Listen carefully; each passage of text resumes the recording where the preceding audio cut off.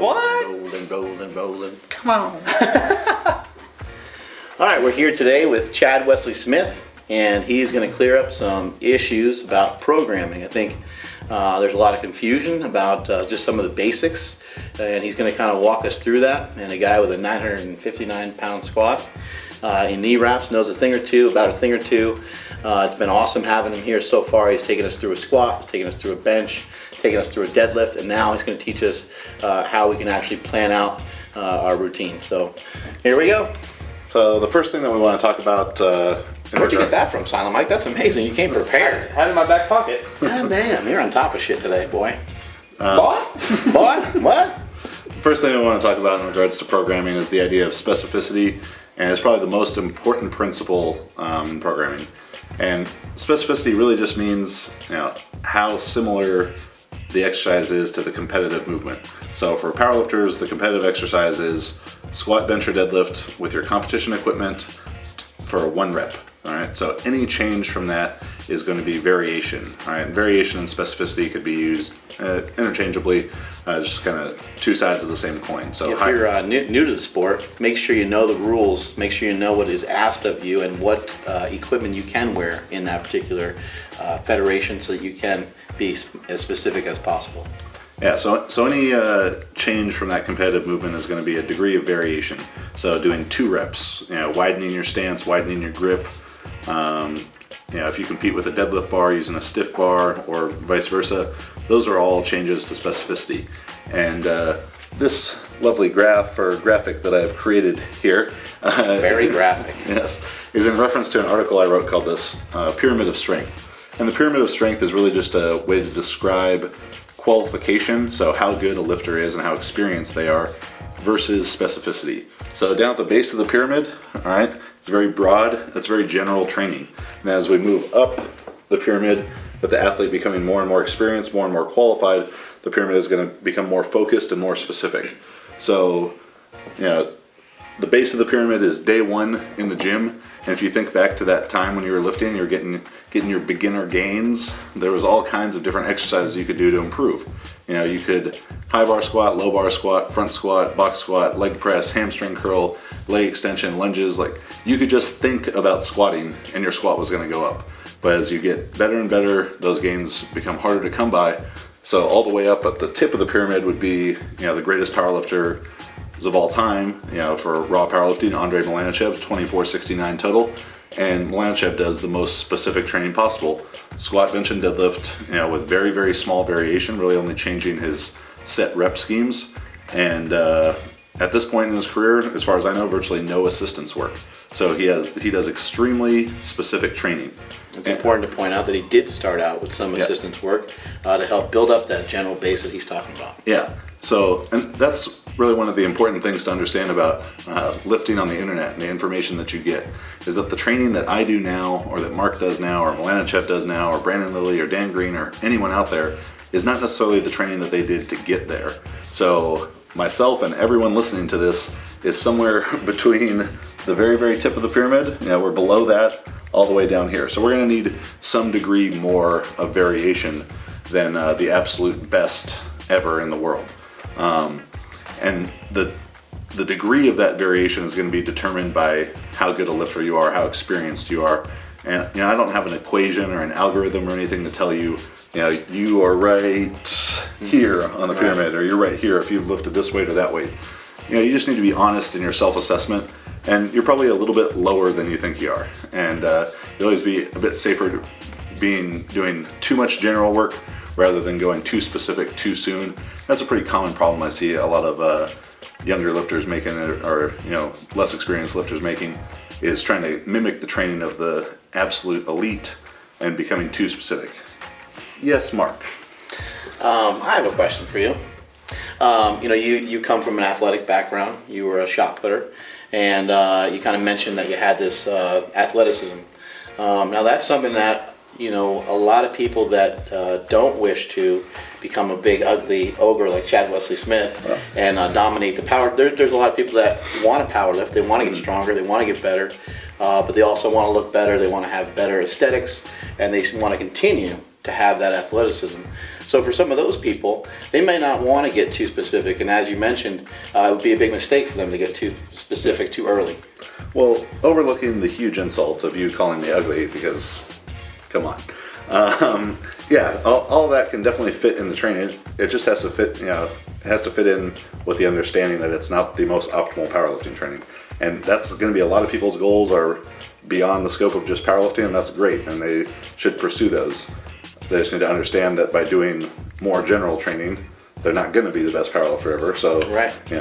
Don't come on the internet and complain, well, Chad said this, and now I'm not the best powerlifter ever. Right. Well, that's not going to happen.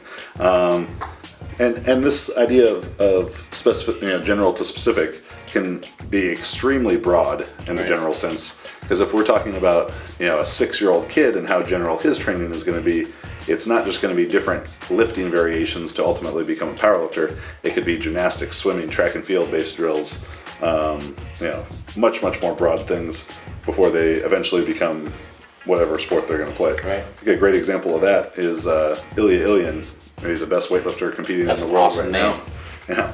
So Ilya he lifts for Kazakhstan, 2-time gold medalist at the Olympics, world record holder in 94 kilo and 105 kilo class. And at a seminar, he said through a translator that he began training for weightlifting when he was 6 years old. Oh, shit. And that he would, quote, run around the gym and do all the exercises. So what does that really mean? It probably doesn't mean that 6-year-old Ilya got free play time in this Kazakh weightlifting gym. It meant that he did a very, very general, a very broad program to develop general athleticism and general movement patterns. And then as he got older and more advanced in weightlifting, he began doing more and more specific training to the point now where he does a Bulgarian style of training of just the competitive lifts and squats, maybe does some work from blocks, but that's about it.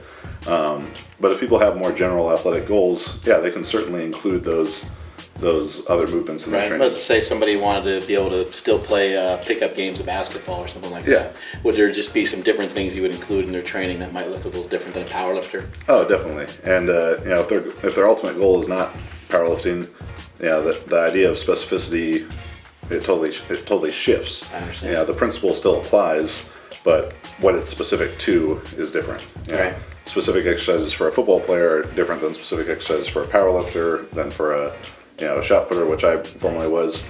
So the most specific things that the athlete can do is the competitive exercise at varying intensities.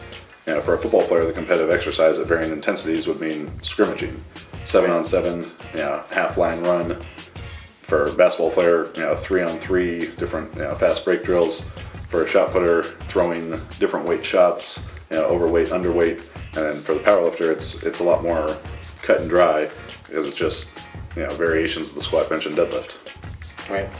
And then within the specifics of all that, it can be broken out vastly into what you now see today is kind of called the Little Bridge method, where they squat like every other week.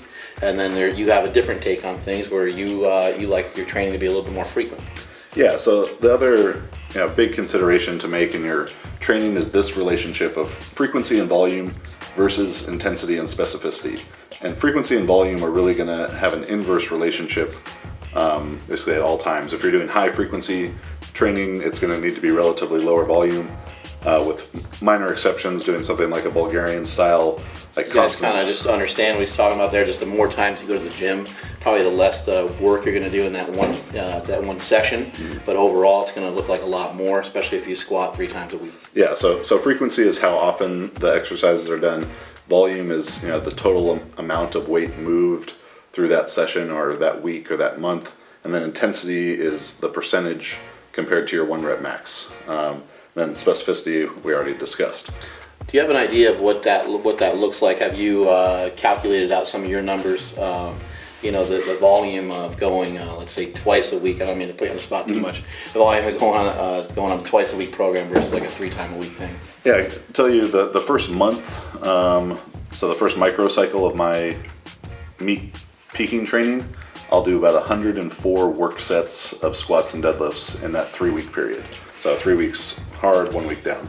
So those first 3 weeks, about 104 work sets. The next 3 weeks, it's going to be between 50 and 60. And the last 3 weeks, it's going to be about 15.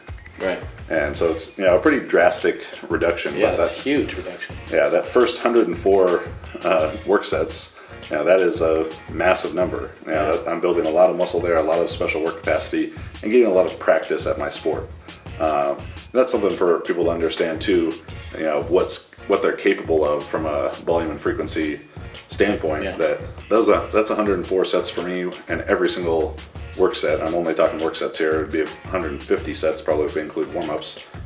So 104 work sets, all with 500 plus pounds.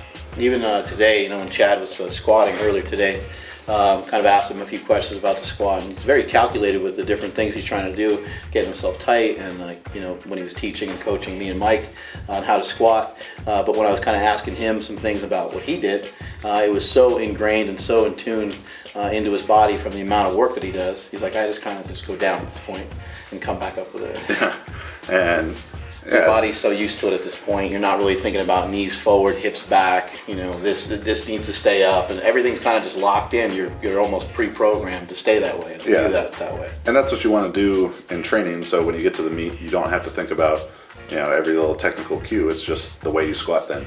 Because in any cue that you have to think about, it's slowing you down. Right. I also like you mentioned that you don't want to think about things being different. There's a different bar, different this or different that.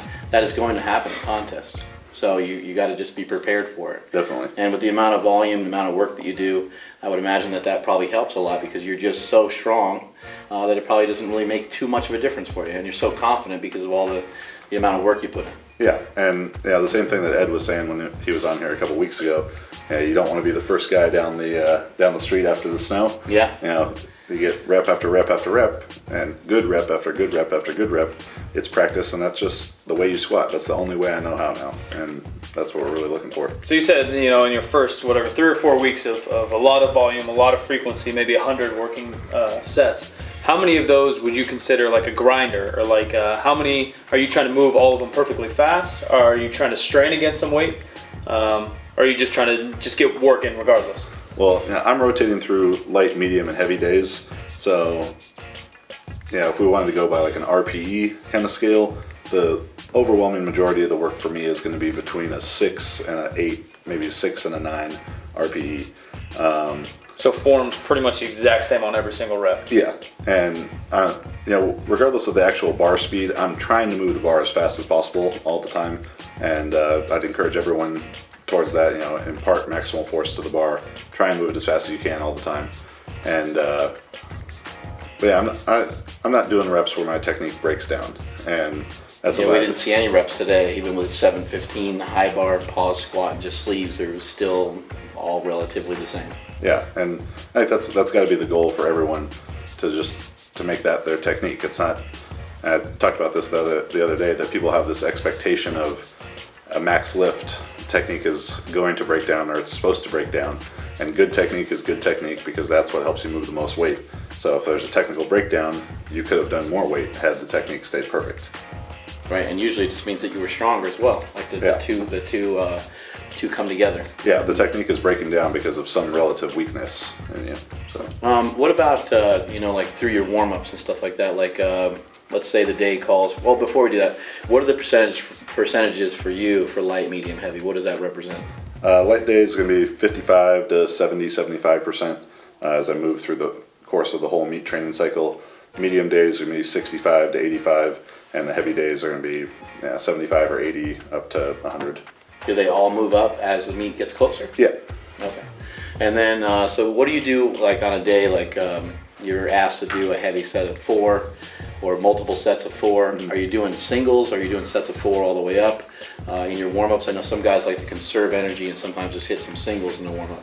Yeah, my warm-ups are almost all identical at this point. I'll do the bar for as many as I feel like I need to kind of loosen up and get in the positions.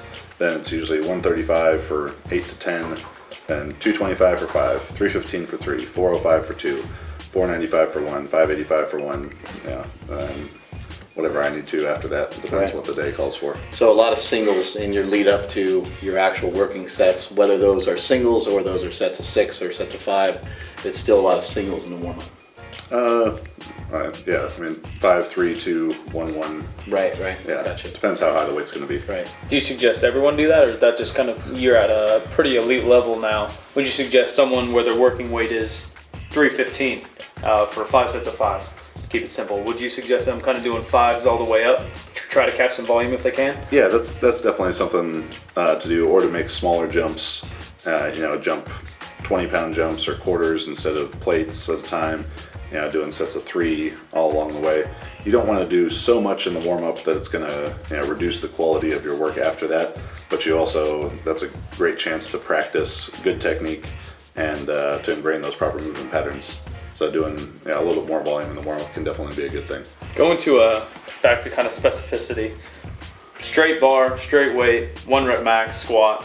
That's as specific as us powerlifters get. Mm-hmm. Like you said, anywhere else is less specific. Do you kind of have lines you draw? Like a level 2 specificity is blah, blah, blah. My question is, a set of 10 with a straight bar, straight weight, could arguably be just as specific as a set of 3 with a safety squat bar, or maybe even a box squat 1 rep max. Mm-hmm. Does that make sense? And do you draw those lines at all, or do you just base it per athlete, per weakness? Yeah, a lot of it's going to depend on how close we are to a meet. So I pull up the sweet graph again. So all this is, high, low, and time. So the black here is intensity and specificity. Farther away from a meet, we have lower intensity, lower specificity, and as we approach the meet, that's starting to increase. So farther away from the meet, that's when you're going to want to do. With your middle finger. That's when you're going to want to do, the sets of 8 to 10 and 12, broader exercise variations. And as far as the question of like how specific is an exercise, I'd say the more similar it looks to the competitive exercise, the more specific it is. Right. And there are really great dynamic correspondence tables for like track and field and a lot of stuff that Soviet coaches created that said this exercise has this correlation, percentage correlation to this sport. But we don't really have that for powerlifting because there's just not big, broad studies over a long term that have been done with high-level lifters. So, as far as breaking it down into category 1, category 2, that's not something I've done. Sounds like a pretty good idea. Maybe I will do it. Yeah, but so you're saying, 15 weeks out from a meet, it's all right to throw in like maybe a camber bar or a safety squat bar or something. Grab some just general strength. Yeah. The farther you are away from a meet, the more general the exercise could be, and the less qualified the lifter, the more general it can be. So, 15 weeks out from a meet or 20 weeks out from a meet, your general exercise is going to be more general than my general exercise. Right. Like you guys saw my general exercise right now: high bar, no belt, pause. Yeah, or mine could maybe be a box squat or a front squat or who knows what. Yeah, just a bigger change. Because I only squat 900 and you squat 950. 959. 959. With all the different movements that you're trying to get to, how do you program those in? So you got the squat, bench, deadlift. How many times a week do you know? I know it varies a ton by, where there's competition coming and stuff like that. But how often do you squat? How often do you deadlift? How often do you bench? Most of the year, 2 or 3 times for the squat and bench, and 1 or 2 times for the deadlift. And then I'm adding 1 or 2 other exercise variations after that, plus sometimes some accessory work. When people hear that, I think the first thing they think is like, whoa, that's way too much for me. Like all I've ever done is 1 time a week. What are some of your thoughts on that? They're extremely successful lifters who just do them 1 time a week, who do them 1 time every other week, right? Even, and understand that I think that works for them because they are so strong, all right? That if you're Eric Lillibridge and you're only squatting every other week, but that every other week is 950 or 1,000 pounds. It's weight that other people have never moved before. Yeah. It's world record weight. Yeah. It's such a tremendous strength stimulus and such a tremendous stress on the body that it very well could take him 13 days to recover until he's ready to do that again. Right. Especially when 6 days later, 7 days later, you do a 850 pound or 900 pound deadlift. Right. So that kind of thing has to be considered. But if you're only handling 350 in the squat, you don't need 13 days of recovery between sessions. Right. I think frequency is just sort of an overlooked factor to manipulate to continue making progress. Because as you get better and better at the sport, only the most specific thing is going to help you improve. And if the most specific thing is the competitive exercise at varying intensities, really the only way to manipulate that is just practice it more. Right. Yeah. Practice it as much as you can possibly recover from. If you kind of think about like, you're like, okay, well, I'm not as good at this exercise as I'd like to be, or I suck at this exercise even, and you're like, okay, it's going to take me this amount of work. I need this amount of work. Your thought on it is to sprinkle it out throughout 3 training sessions rather than just to try to hammer it all out in one. Definitely. I mean, what are some of the benefits of that you feel? I think the weekly volume is going to be able to be higher, and volume is going to be So the you most. get more overall work in during the week rather than just if you were to try to do it one day. Yeah, let's say we did 6 work sets per session, 3 sessions a week. Doing 18 work sets in one session is just crazy, and most people don't have the energy or the time. It's possible, but probably it's probably not going to be of quality, right? Yeah, and most people aren't going to have the energy or time to be able to do that. So, getting smaller but more frequent sessions is going to allow for higher quality practice. How did you stumble upon some of this stuff? Like where I know it's not new and stuff, and things have been around for a little while, but I feel like you and Greg Knuckles and some of these other guys are a little bit on the forefront of kind of I would say like mastering some of these different techniques and stuff with the programming.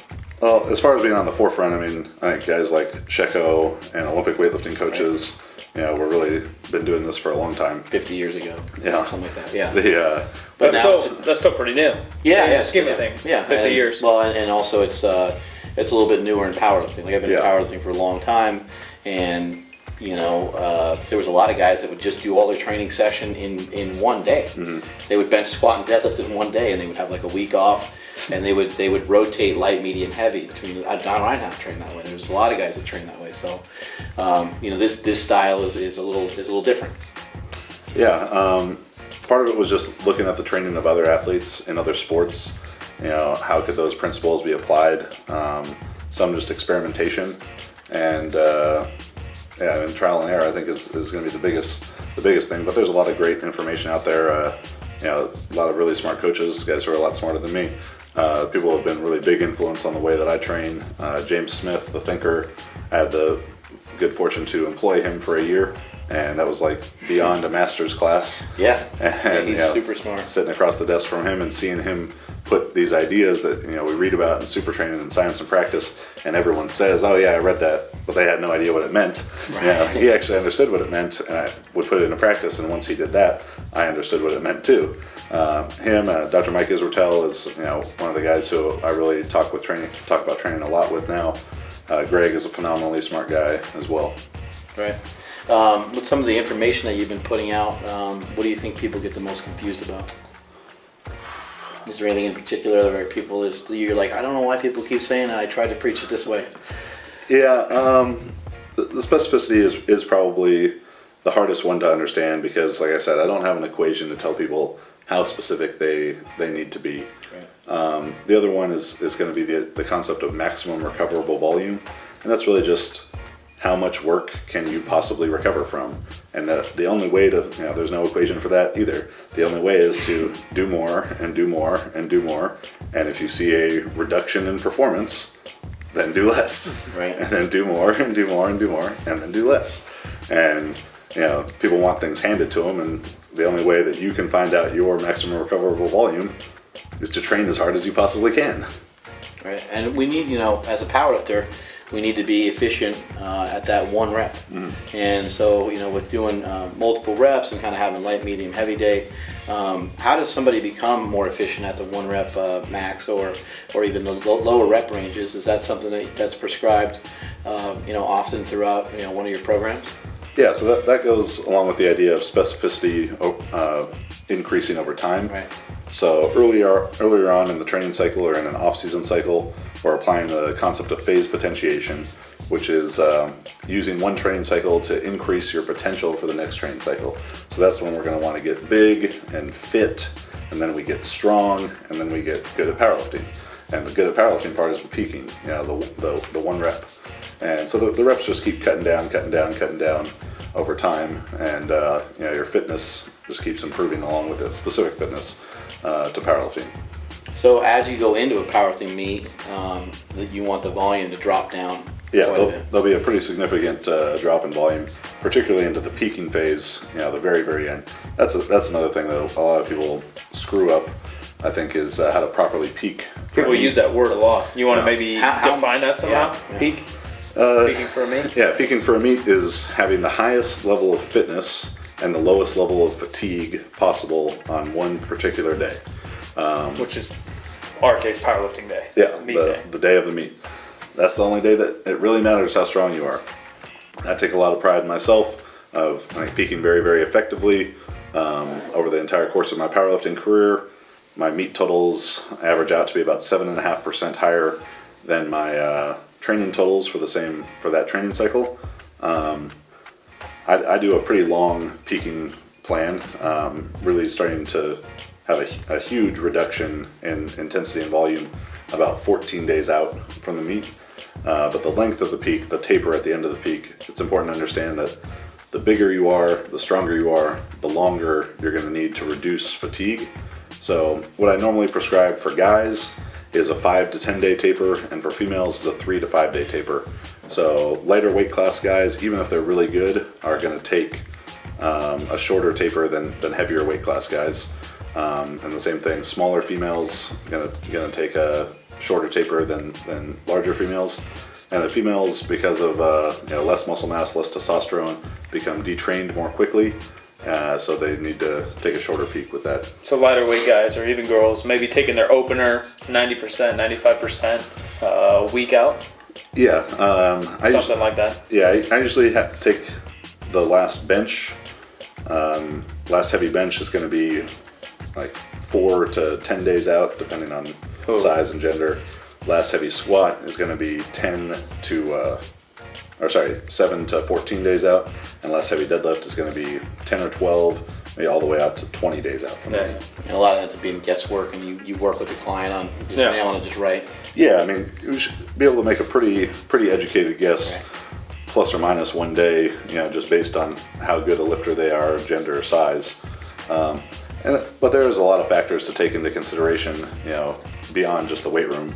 Lifestyle factors, because everything that we do in our life imposes some level of stress. What if your lifestyle is a little alternative? When do you take your last bench out? That's beyond my scope of expertise.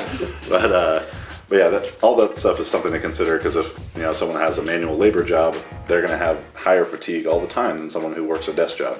If you get in a fight with your girlfriend the night before a heavy training session or the night before a meet, you're going to have higher stress. That's going to keep your chicks fatigue making higher. you bomb out, or vice versa. Yeah. Dudes making you bomb out. I think that's all the time we have for today. That's a wrap on the programming. It was awesome having you here. Really appreciate all the information that you shared with us and that you shared with our YouTubers. I think that's pretty much it from Chad Wesley Smith, the CEO of Juggernaut. The website is jtsstrength.com. Yes, Did I get that right? jtsstrength.com. Make sure you check out some of the information that he has. He's got a lot of great athletes, got a lot of great things going on. He's revamping his website as we speak. So look for that to make some changes coming soon. And that is it from supertraining.tv.